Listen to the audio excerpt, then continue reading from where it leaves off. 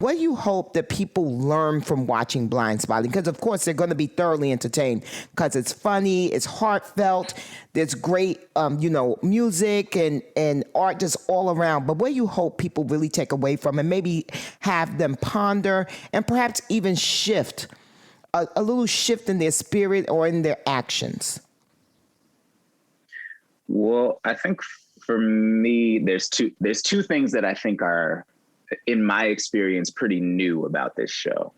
And one of them is it's a story about the carceral system, the prison industrial complex that doesn't focus on what's happening inside prison. Right. And so it's an acknowledgement and a story about families who have their loved ones snatched away from them and how that affects an entire community. Right. And that is an important side of this thing. We spend a lot of time talking about police reform and talking about prison reform and all of these things. Most of the stories we hear are about how bad it is on the inside, and that's all true. But I think in order to sort of attach your heart and mind, the heart and mind of somebody who has not been to prison, or maybe the rare person in this country who doesn't have a family member who's gone to prison, which this country incarcerates more people than anywhere in the world. So most of us are actually pretty close to this system. But to tell the story about people who aren't in there but are still dealing with it, I think broadens the need for that kind of reform a little bit. Then the other thing is an artistic approach that I haven't seen before. I think there are some like risks formally taken in the show in terms of like having dance as a main storytelling vessel that I think are also interesting, and to me open up the possibility of what you can do in a half-hour TV show even more. Like the fact that we did it and I see it and it works made me like, oh, what else can work then? Because I had never actually seen that before. Yeah. So those for me. Whatever trippy shit can I do? Are you guys high when you're doing that? Are you high when you're formulating some of these scripts? I think probably immediately after. Yeah, probably right after. It's probably the celebratory, and then we think about it again and make sure that it's still good. I love it, Rafael. What is your hope, your desire that folks get out of Blindspotting?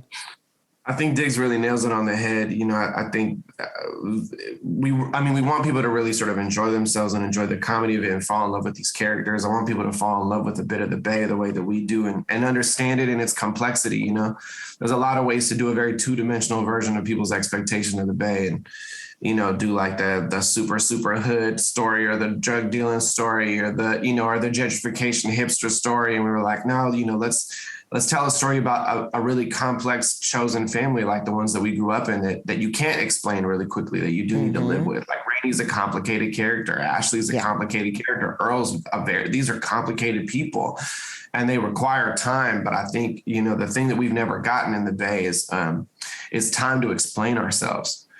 You know, it's always like, oh, y'all, the hyphy movement. It's like, it's more than that. You know, oh, y'all are too short. It's like, it's more than that. You know, like, oh, E40, I love E40. He's from Oakland. It's like, no, he's from Vallejo. Like, it's more complicated than a lot of people understand. And so I think we wanted to try to explain, you know, present one entertaining, loving, fun story well in all of its complexity so that we give, you know, a bit of permission about the place for people to just, at least if they'll say, man, the Bay Area is on some different shit. Like if we could just get that across to the world, the Bay be on some different shit than everybody else, we've done our job, because it is you did your job. Singular place. Yeah.